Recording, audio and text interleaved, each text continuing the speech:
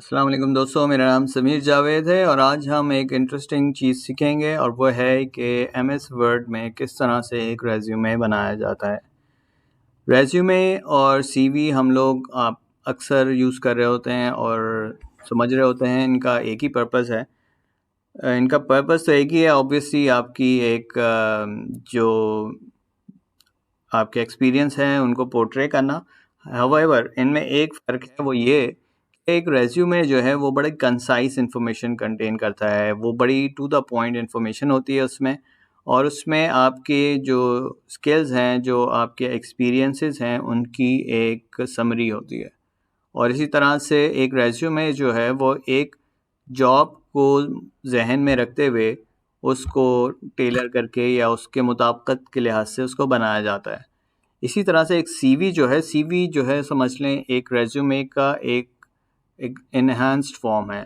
उसमें आपके जो कोशिश ये होनी चाहिए कि जो नंबर ऑफ़ पेजेज़ हैं वो हमेशा बहुत ज़्यादा ना हो, इवन सीवी के अंदर भी। बट ज़ाहिर है अगर आपका ज़्यादा एक्सपीरियंस है, you have done a lot of projects, तो आप जो है उसमें एडिशनल पेजेस ऐड कर सकते हैं। रेज़्यूमे में आप कोशिश किया करें कि आपके जो पेजेस हैं वो 1 से 2 या मैक्सिमम हो गया तो 3 तक आपका 3 पेजेस तक वो जाना चाहिए। हाउएवर अगर आपके कम इतना ज़्यादा एक्सपीरियंस नहीं है तो it's better to have it concise. CV के अंदर आप उसको जो है थोड़ा एक्सप्लेनेटरी वे में उसमें डाल सकते हैं। उसमें आपकी थोड़ी ज़्यादा इन्फॉर्मेशन, ज़्यादा डिटेल्स मौजूद होती हैं। उसमें अपने करियर की आप थोड़ी माइन्यूट इन्फॉर्मेशन भी डाल सकते हैं। और इसके अलावा जो सीवी है उसका टारगेट होता है कि आपके एक करियर की एक इमेज पोर्ट्रे करना, जबकि रेज्यूमे का टारगेट होता है कि आपकी जॉब के पर्सपेक्टिव में जिस जॉब को आप टारगेट कर रहे हैं उससे आपकी कितनी एक सिनर्जी है या कितना आप उससे मुताबिकत रखते हैं। तो आइए देखते हैं एक अनफॉर्मेटेड टेम्पलेट को। ये मैंने एक माइक्रोसॉफ्ट वर्ड का एक प्री डिफाइंड टेम्पलेट उठाया है, जो कि आप अगर देखना चाहें तो यहाँ फाइल के मेन्यू में जाके अगर आप न्यू डॉक्यूमेंट खोलेंगे तो इसमें बहुत सारे टेम्पलेट्स आपके पास डिस्प्ले हो रहे होते हैं, जिसमें से मैंने ये वाला एक टेम्पलेट सेलेक्ट करके जो है उसको अपने लिए डाउनलोड किया है। मगर इसमें जो ज़ाहिर है ये एक सर्टेन टारगेट मार्केट को जहन में रखते हुए बनाया गया है, तो मैंने इसको फॉर्मेट किया है हमारे मार्केट के लिहाज से, या जो फ्रेश ग्रेजुएट्स हैं उनको उनके लिए किस तरह से इसको फॉर्मेट किया जा सकता है, क्योंकि ज़ाहिर है एक फ्रेश ग्रेजुएट जो है उसके पास बहुत ज़्यादा एक्सपीरियंस तो नहीं होता। ऑब्वियसली अगर किसी ने इंटर्नशिप्स वगैरह की हुई हैं तो वो अच्छी बात है। हाउएवर अगर किसी ने अभी फ्रेशली ग्रेजुएट किया है यूनिवर्सिटी से, किसी इंस्टीट्यूशन से, और वो जॉब के लिए अप्लाई करना चाहते हैं तो उसके पास बहुत ज़्यादा इंफॉर्मेशन होती नहीं है और वो कंफ्यूज हो जाते हैं लोग अक्सर के किस तरह से उसको पोर्ट्रे करनी है इंफॉर्मेशन को।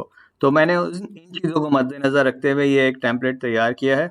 इसमें अगर हम देखें तो सबसे पहले आपके पास एक समराइज फॉर्म में कि हमारे पास ये वो एंड रिज़ल्ट है जो कि हमें इस वीडियो के एंड पे मिलेगा।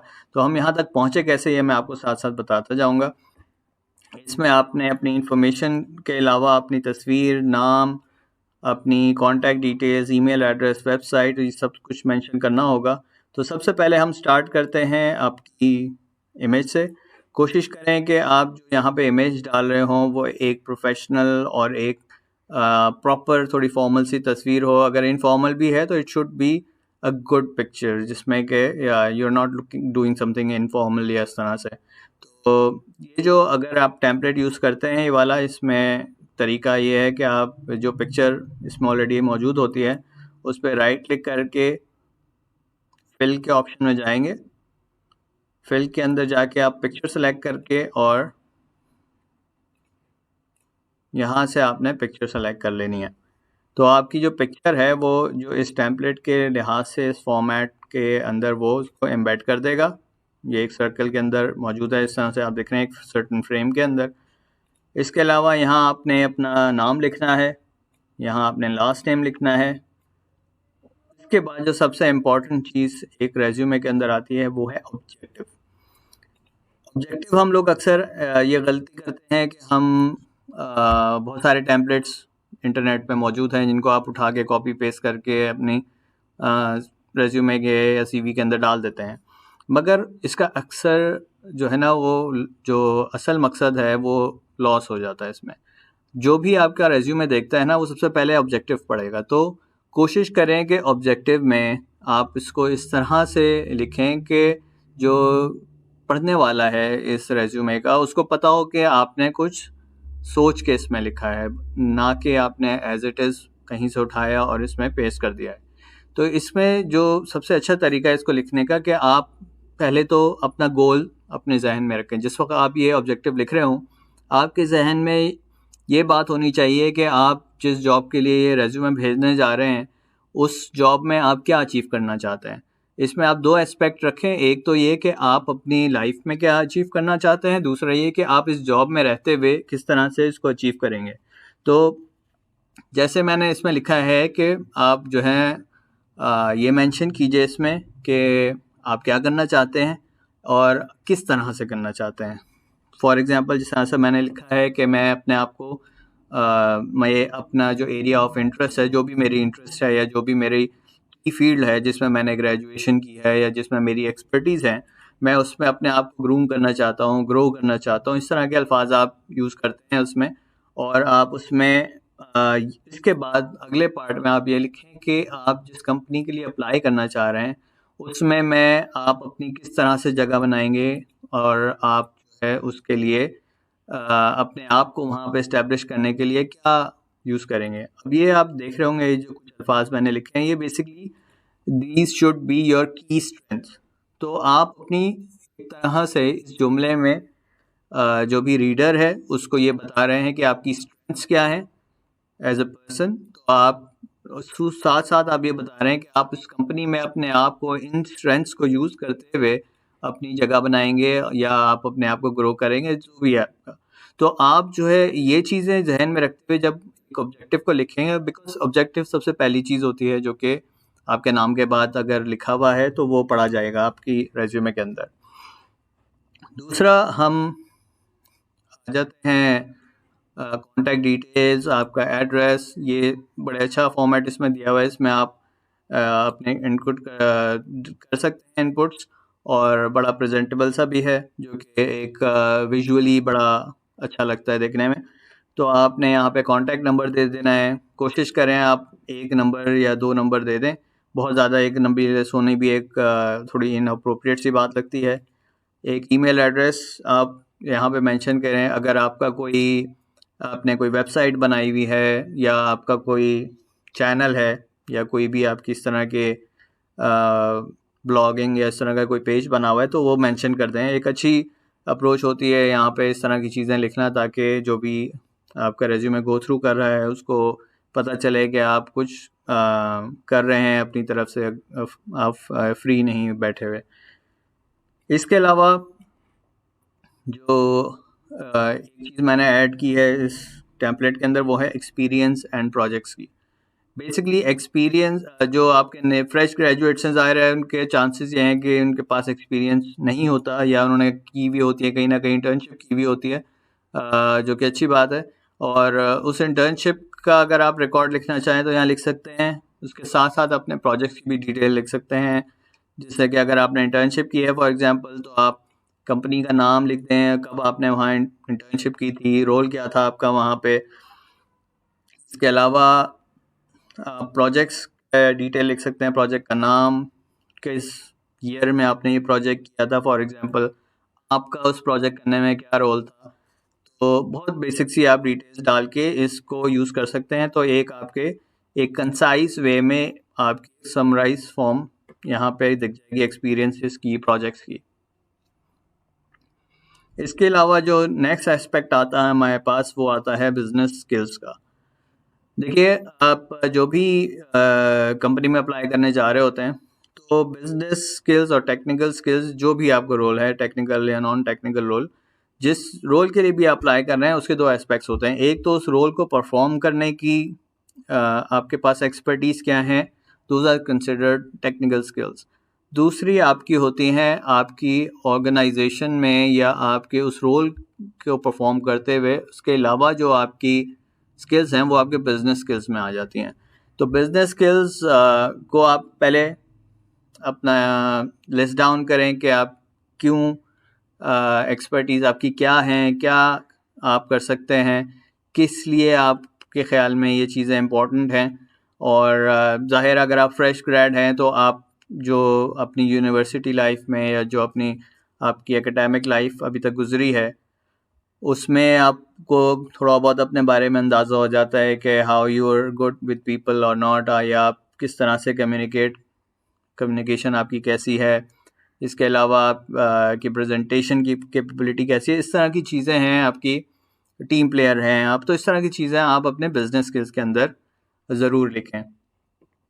इसके अलावा आप टेक्निकल स्किल्स हैं, लेट्स से अगर आप टेक्निकल जॉब के लिए अप्लाई कर रहे हैं या जिस रोल के लिए कर रहे हैं तो आप उस रोल में जो आपके टूल्स या एप्लीकेशन यूज़ हो सकते हैं या होते हैं उनकी एक अपनी एक्सपर्टीज़ उनके पर्सपेक्टिव में लिखिए कि किस तरह आपका क्या एक्सपर्टीज़ लेवल है। भले आपको सिर्फ बेसिक नो हाउ हो तो ये भी ज़रूर लिखें, क्योंकि जो भी आपकी सीवी को या रेज्यूमे को देख रहा होगा तो वो एटलीस्ट आपको एक ऑनेस्ट पर्सन कंसिडर करेगा। अगर आपको एक चीज़ के बारे में बहुत मिनिमल सा पता है, सिर्फ बेसिक नॉलेज है, तो वो भी आप लिख दें उसमें कि मुझे बेसिक नो हाउ है और उसमें मेरा क्या एक्सपर्टीज़ लेवल है।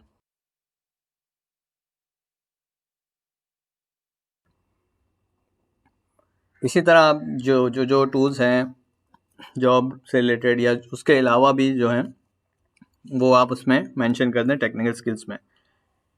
इसके बाद हमारे पास आती हैं हॉबीज़ एंड एक्टिविटीज़।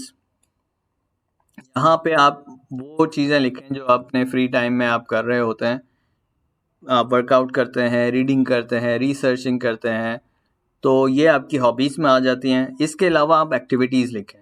आप कोशिश करें एक्टिविटीज़ और हॉबीज़ को अलग अलग लिखने की, ताकि एक डाइवर्सिटी दिखे आपकी उसमें। बहुत सारे लोग ये करते हैं कि हॉबीज़ और एक्टिविटीज़ एक ही पॉइंट में, एक ही लाइन में बहुत सारी कॉमा डाल के चीज़ें लिख देते हैं। कोशिश करें आप जो चीज़ें डाइवर्सिफाई कर सकते हैं वो करके लिखें। आप उसमें एक्टिविटीज़ लिखें कि जैसे फॉर एग्जांपल आप वेबिनार्स अटेंड करते हैं, ट्रेनिंग्स, ज़रूरी नहीं है आप एग्जैक्ट नाम लिखें इनके। आप टेक्निकल वेबिनार्स या कोई जो जिस तरह की भी आप वेबिनार सेलेक्ट अटेंड करते हैं या कर सकते हैं, इस तरह की चीज़ें आप उसमें लिखें। ब्लॉगिंग करते हैं, कम्युनिटी सर्विसेज करते हैं, कोई एनवायरनमेंट के लिए कोई काम करते हैं, तो ये एक अच्छी इमेज देती है आपके बारे में। जो भी बंदा आपका रेज्यूमे देख रहा है तो उसको एक बेसिक परसेप्शन मिल जाता है आप what kind of a person you are. इसके अलावा लास्टली एक रेफरेंसेस का सेक्शन होता है जो कि हम बाय डिफ़ॉल्ट एक स्टैटिक वे में यूज़ कर लेते हैं। तो कोशिश करें कि अगर आपके पास रेफरेंसेस हैं तो आप इस सेक्शन में लिख दें, और जो यूजुअल इसमें लिखा हुआ होता है कि आप can be provided upon request, ये लिखना चाहते हैं तो लिख लीजिए।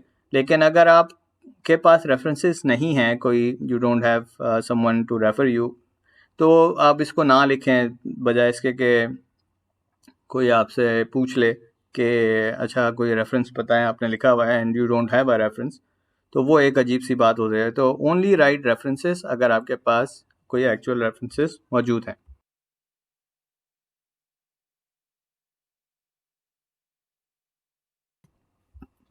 तो इस तरह से एक बेसिक सा आपका समझ लीजिए, ये एक हमारा टेम्पलेट है जिसको एक आप रेज्यूमे के तौर पे अपना बनाकर इंशाल्लाह अपनी जॉब के लिए यूज़ कर सकते हैं।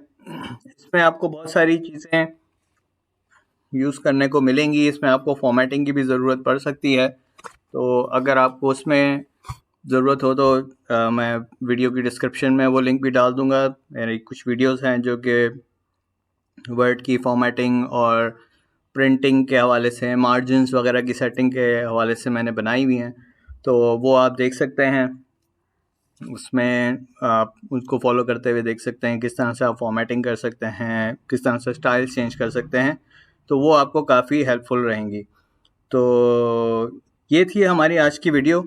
तो दोस्तों, अगर आपको ये वीडियो अच्छी लगी, आपको हेल्पफुल लगी, आपके ख्याल में ये आपको हेल्प कर सकती है या किसी को भी आपके सर्कल्स में हेल्प कर सकती है, तो काइंडली ज़रूर इस वीडियो को लाइक कीजिएगा और हमारे चैनल को सब्सक्राइब कीजिएगा। तो आपको और भी इस तरह की बहुत सारी वीडियोस वक्तन फ़वक्तन हम डाल रहे होते हैं, मैं डाल रहा होता हूँ उसमें, तो वो आपको नोटिफिकेशन उसकी आ जाएगी। आप नोटिफिकेशन बेल आइकन में जाके उसके लिहाज से सेट कर सकते हैं अपनी प्रेफरेंस।